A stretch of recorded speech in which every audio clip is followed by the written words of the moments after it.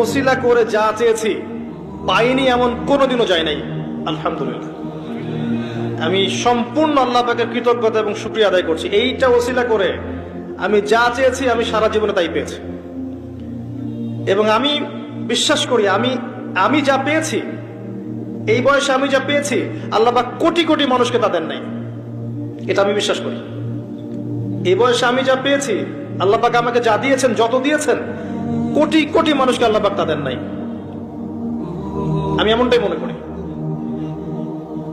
আমি কি শিখাই দেব সেটা? আপনি আল্লাহ পাকের তাওহীদের ওসিলা দিয়ে দোয়া করেন।